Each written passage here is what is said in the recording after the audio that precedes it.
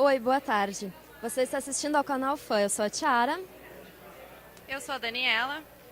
Bom, segundo a Organização Mundial da Saúde, a gripe suína já estaria no nível 5 de pandemia.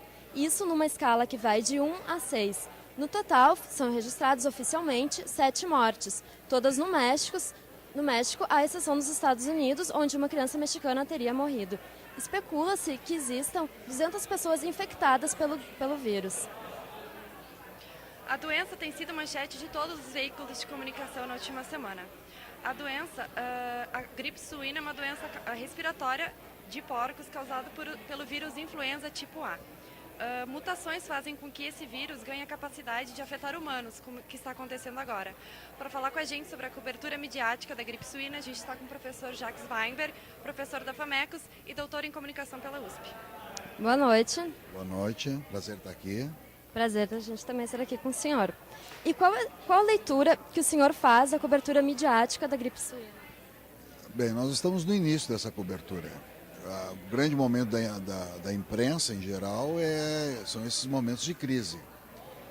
A mídia tem uma função importante de vigiar o meio ambiente para as pessoas. É isso que justifica o papel do jornalismo. O jornalismo, de uma certa maneira, é uma extensão dos olhos e dos ouvidos da comunidade. Eu não creio que haja condições, num momento, de fazer uma crítica feroz e voraz à cobertura da mídia. Ao contrário, a mídia está informando a população, é um momento grave, perigoso. Há a memória de uma mortandade extraordinária no início do século XX, de uma epidemia similar a esta. Há o temor de que essa epidemia tenha o mesmo vulto, que as pessoas comecem a se contaminar.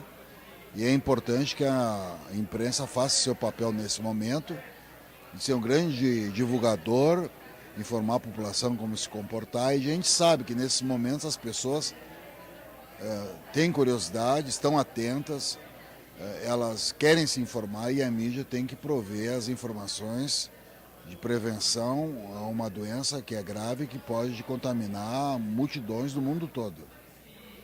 Como é que a tecnologia influencia na propagação dessas informações da gripe suína? Olha, no passado, quando a mídia era bem menos sofisticada, as pessoas se informaram porque elas tinham interesse. A gente sabe das pesquisas que quando há interesse e motivação, as pessoas vão em busca da informação. Mesmo que não houvesse uma rede sofisticada de mídia como nós temos hoje, as pessoas iriam atrás da informação. Isso foi o que aconteceu no século XX, no início do século XX. E hoje, certamente, o volume de informação e a mídia sofisticada que nós temos, que dissemina para a comunidade todo tipo de dados relevantes a esse tema, facilita sobremaneira qualquer indivíduo que queira se informar sobre o tema. Então, não há dificuldades em relação a informar a comunidade sobre esse desafio à saúde pública. E a questão do tempo, principalmente quando a gente se fala em jornalismo online, a gente tem que estar sempre correndo com a notícia nova e tudo. Isso poderia ter algum risco de uma notícia que seja um pouco precoce demais, sem avaliar efetivamente o que se está relatando? Bem, esse problema existe em qualquer tema, não é exclusivo desta cobertura. Mas há uma sensação de urgência nessa cobertura, face ao perigo à vida humana. Então, os repórteres estão desafiados, as redações estão tensas, os cientistas estão sendo convocados a se pronunciar, mesmo o Jornal Nacional, que é o principal veículo de informação do país, colocou no ar, ao vivo, uma coisa rara, médicos a informarem a população sobre como proceder. E essa iniciativa, do meu ponto de vista, deve ser elogiada. É um ato de responsabilidade do Jornal Nacional, como é um ato de responsabilidade de todos os demais veículos. Agora, se houver algum erro, certamente é fruto dessa pressa. Um dos erros que já se aponta como erro é o fato de essa gripe ser chamada de suína. O que está acontecendo agora é uma gripe que está sendo transmitida de humano a humano e não provavelmente devido à ingestão alimentar de porcos ou de carne suína. Então isso já é uma ponderação crítica. Ao longo da cobertura, os eventuais equívocos serão corrigidos. O importante é que a mídia nesse momento, a imprensa nesse momento, está desafiada a cumprir o seu papel grave de vigilante. E é por isso que as pessoas estão lendo jornal, estão ouvindo rádio, estão se informando sobre essa crise que é mundial e é grave. Porque a imprensa gaúcha tem dado mais atenção à gripe suína do que à própria febre amarela, né? Que já tem 18 casos aqui no estado e gripe suína nós não temos nenhum caso, né? Confirmado até agora. É porque, do meu ponto de vista, acho que a febre amarela ela tem um fator paliativo que é o fato de existirem vacinas. E o fato de que os postos de saúde já estão equipados, já tem sido noticiado já há algum tempo esse tema, chegou hoje a Porto Alegre. A febre suína não era um tema porto-alegrense, tornou-se um tema porto-alegrense e é provável que nos próximos dias esse tema também entre na pauta pública da agenda jornalística. Nós temos duas crises a enfrentar, uma que a gente pode controlar e uma que a gente não pode controlar por enquanto. E isso seria uma característica de uma sociedade globalmente informada? Os problemas são globais e as soluções são globais, especialmente nessa temática da saúde pública.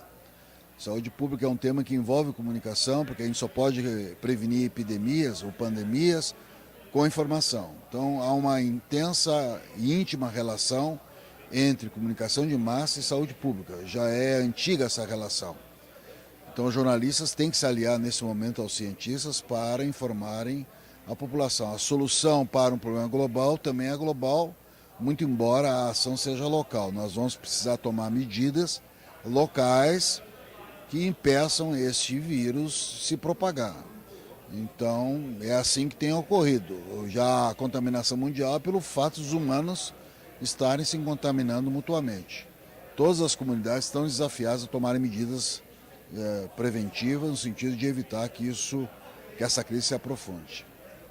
Eu perguntei isso porque no Egito nós sabemos que os produtores do Egito, eles estão exterminando rebanhos não, muitos suínos. E o número já chega a cerca de 300 mil.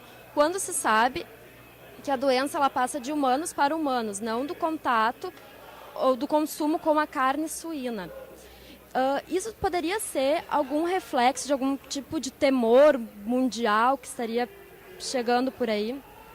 Eu não sei avaliar bem o que está acontecendo no Egito. Eu li alguma coisa, mas não tenho condições aqui de dizer exatamente que tipo de reação está ocorrendo lá. Provavelmente há um pouco de pânico, há um pouco de hostilidade ao porco naquela sociedade.